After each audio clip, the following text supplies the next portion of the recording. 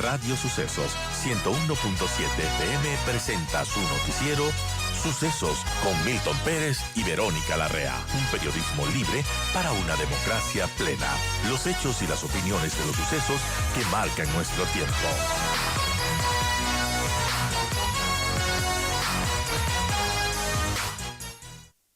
Saludamos a José Hidalgo, director de Cordes, para hablar de la situación económica del país en este momento. La inflación 2.89% en abril.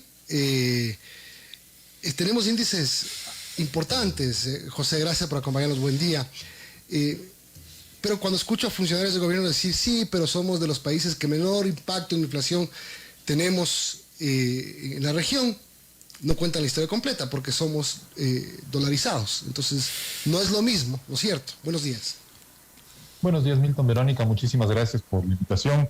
Bueno, de hecho, como para actualizar, Milton, el INEC también publicó recientemente la inflación de mayo y subió a 3,4%. Entonces, ya estamos hablando así de una inflación que no veíamos en el Ecuador desde finales de 2015. Entonces, es una tasa para el contexto ecuatoriano bastante alta. Luego, respecto a su pregunta, efectivamente estamos con una tasa mucho menor que los países vecinos. Colombia tiene una inflación de 9%, Perú una de 8%, pero no se debe únicamente a que tengan moneda propia, porque de hecho esos mismos países, ustedes recordarán, por ejemplo, en 2008, cuando hubo otro incremento importante a nivel internacional de los precios de las materias primas, esos países tenían tasas de inflación más bajas que la del Ecuador. Y en la actualidad, otra economía dolarizada, la economía dolarizada, digamos, de Estados Unidos, tiene también una tasa de inflación en torno al 8%. Entonces no se debe únicamente al tema de la moneda, sino que la inflación en la actualidad es un fenómeno internacional que está golpeando a prácticamente todos los países del mundo. Y en ese contexto, el Ecuador, si bien tiene tasas que para el contexto nuestro son relativamente altas, siguen estando por debajo de lo que estamos viendo en países vecinos y en economías fuertes como Estados Unidos o como Europa. Sí, aquí me salté el mes, aquí dice la inflación de mayo 3.38% 2022. El transporte encabeza la lista, aumenta el precio de 1.27%, siguen los alimentos y bebidas no alcohólicas 0.84%, los precios de los muebles de artículos de hogar 0.31%, la categoría que más bajó de precio fue la de prendas de calzado, su incidencia en el índice de precio del consumidor fue del menos 0.1%. ¿Por qué le leo estos datos, José? Porque lo que se está sintiendo en la calle, lo que la gente en la calle dice es que hay una escalada de precios impactante, no importante, impactante. El país está volviéndose más caro de lo que era. Sí, no, y en eso mucha gente tiene razón, sobre todo los hogares de menores ingresos, porque a ver, Milton, usted acaba de leer los datos de la incidencia en la tasa, es decir, cuánto aporta cada grupo de bienes o bienes o servicios a la inflación general. Pero si es que vemos cuánto aumentaron, por ejemplo, los precios de los alimentos y las bebidas no alcohólicas entre mayo del año pasado y mayo de este año, subieron casi 4%, que no suena tanto, pero dentro de ese grupo de productos, por ejemplo, el aceite subió casi 40%, los derivados del trigo, digamos, el pan, las galletas, los fideos, están subiendo también en muchos casos a tasas de 2 dígitos y por lo tanto los hogares sienten que sus gastos primarios, digamos los gastos imprescindibles, que son principalmente los de alimentación, están registrando incrementos en los precios que muchas veces también se trasladan ya, por ejemplo, a los almuerzos ejecutivos o a los almuerzos populares. Entonces, en la canasta total estamos viendo este incremento que acabamos de mencionar de 3,4%, que no es tan alto, pero si es que nos metemos a ver por grupos de productos o por productos específicos, sí estamos viendo algunos incrementos muy considerables. Le pongo, insisto, en el caso del aceite, que sube casi 40%, pero aquí, y no es por justificar al gobierno, si es que uno entra a los informes de la FAO, que es la Organización de las Naciones Unidas para la Alimentación, ve que los precios de los cereales, de los aceites, de los lácteos, están a niveles récord a nivel internacional. Entonces, del Ecuador que importa, por ejemplo, aceite de soya o importa aceite de girasol, no puede abstraerse de ese fenómeno internacional y lamentablemente eso se traslada al precio de venta que paga el consumidor.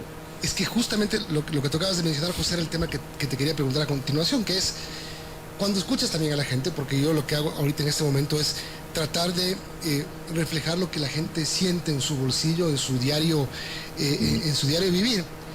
La culpa es del gobierno. ¿Qué culpa tiene el gobierno? ¿El gobierno por qué no controla? Puede controlar en un país de libre demanda, oferta y demanda. ¿Qué se hace? La solución es muy difícil. Yo diría, lo primero que debemos hacer es descartar soluciones que no son tales y que más bien podrían agravar el problema. La primera es un control de precios. Pongamos, y perdón que insista con este tema, pero volvamos otra vez al tema del aceite. Entonces, supongamos que el gobierno cae en la tentación de controlar el precio del aceite y dice que el litro de aceite de aquí en adelante no va a poder costar más de, me invento una cifra, $4. Pero el precio tal vez de importación de ese litro de aceite por litro, sí, perdón, la redundancia, esté en 5 o 6 dólares, ¿sí? Y entonces, si es que el gobierno pone un precio máximo de venta por debajo del precio de compra o de producción, en el caso de los productos que se elaboran localmente, lo que se va a generar es escasez. Y eso es muchísimo peor que tener precios altos, porque no hay producto más caro que el que no se consigue. Entonces, yo diría, la primera solución, aunque no es una solución, pero en todo caso, evitar que se agrave el problema, es descartar por completo los controles de precios en aquellos productos que no son sujetos de especulación, sino que muestran un incremento a nivel internacional y el Ecuador forma parte de ese incremento. ¿Qué se puede hacer? A ver, la verdad es que las soluciones son muy pocas. A mí se me ocurre también que otra mala solución sería, por ejemplo, subsidiar de manera generalizada el precio de algún producto. Acá en el Ecuador somos expertos en subsidiar, digamos, el tema de los combustibles, favorece a todo el mundo y luego retirar estos subsidios es casi imposible políticamente. En el mejor de los casos, si es que hubiera una focalización adecuada, creo que una solución un poquito más acertada sería tal vez incrementar transitoriamente los bonos sociales que da el gobierno, digamos, el bono de desarrollo humano, por ejemplo, a fin de que los hogares más vulnerables, que son los que reciben ese tipo de ayudas, puedan mantener sin mayores variaciones su poder adquisitivo. Creo que eso sería una ayuda un poquito mejor porque implicaría un socorro específicamente a los sectores que más lo necesitan. Obviamente, los sectores, por ejemplo, de clase media o clase media baja, van a seguir sintiendo un impacto en su poder adquisitivo porque hay productos que están encareciendo mucho. Lamentablemente, es un problema que está afectando a todo el mundo. Ustedes pueden ver que no hay un gobierno que tenga la solución para este problema y el contexto de la guerra ha venido a agravar la escasez de algunos productos. Y lo peor, no es por ser pesimista, pero hemos mencionado algunos productos que ya se están encareciendo, otros podrían encarecerse aún más en los próximos meses porque también se está viendo una escasez, por ejemplo, de fertilizantes y eso va a encarecer el costo de producción de algunos productos agrícolas. Entonces, es un problema que, primero, no se limita al Ecuador, y yo no por justificar al gobierno, pero creo que en esto sí el gobierno no tiene la culpa y para el cual las soluciones son muy limitadas. En el mejor de los casos, lo que podemos hacer es, por ejemplo, bueno, el gobierno ya lo hizo en su momento, abaratar los costos de importación, porque cambió la fórmula del pago de los aranceles, eliminando los fletes, ¿no es cierto? Pero no hay mucho que hacer más que, creo yo, socorrer a los sectores más vulnerables. Son las 8:56, estamos hablando con José Hidalgo, director general de Cordes. José, buenos días. Y bueno, hay quienes dicen que gracias a la dolarización la inflación en el Ecuador es muy inferior a lo de los demás países en América Latina. ¿Esto es así a su criterio? ¿Será que la dolarización nos ha salvado de tener una inflación alta? ¿O quizás resulta algo malo que complica al país porque no tiene esa política monetaria para devaluar la moneda? En fin, ¿cómo ve el tema de la dolarización frente a la inflación en nuestro país? La dolarización nos permitió claramente estabilizar los precios del consumidor. Usted recordará, Verónica, lo que era la inflación en el Ecuador antes de dolarizarnos. Teníamos tasas anuales del 30, 40, 50%, que ya era recurrente y que muchas veces la tasa de inflación superaba los aumentos salariales. ¿Qué significaba eso? Que el poder adquisitivo de los salarios se iba perdiendo cada año. Esto usted puede ver que pasa, por ejemplo, en Argentina. Es un fenómeno recurrente. Tienen una inflación que este año probablemente sea del 70%. Si los salarios aumentan en 50%, entonces tienen un poder adquisitivo menor. En ese contexto, la inflación claramente vino a ayudar.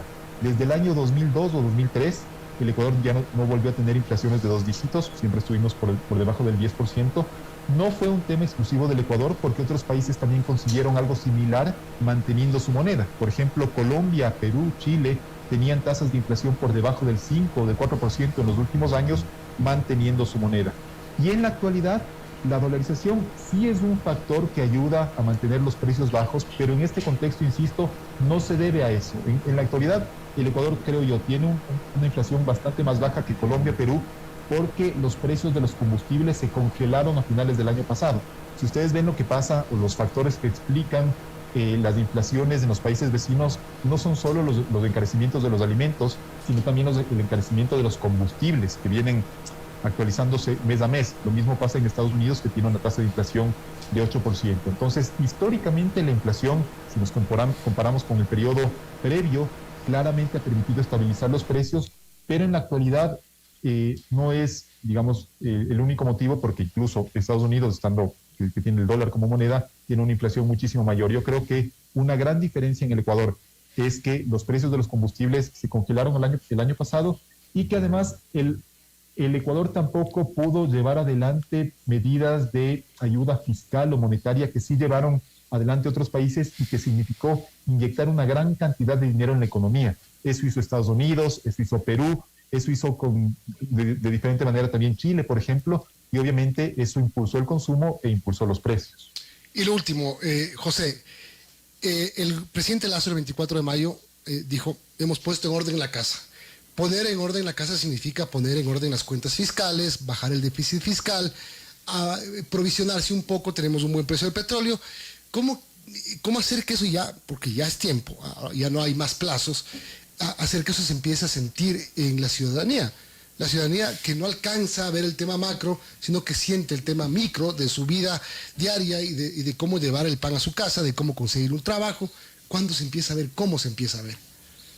A ver, si yo diría entonces ahí, Milton, hay dos realidades macro un poco distintas, ¿no? Porque más allá de lo fiscal, si uno ve las cifras de ventas internas, ve un repunte en las ventas internas enorme. Las ventas internas están creciendo a tasas de 2 dígitos. Lo mismo están creciendo los depósitos en los bancos y en las cooperativas. También está creciendo muchísimo la cartera de crédito. Entonces, se ve que hay un segmento de la población que mantiene su trabajo, que mantiene el poder adquisitivo, sus ingresos, que incluso tuvo consumo en cierta medida represado durante la pandemia, que por ejemplo no podía viajar, que está consumiendo más, que está gastando más y por lo tanto siente una situación, yo no diría boyante, pero no siente esta asfixia que usted acaba de mencionar.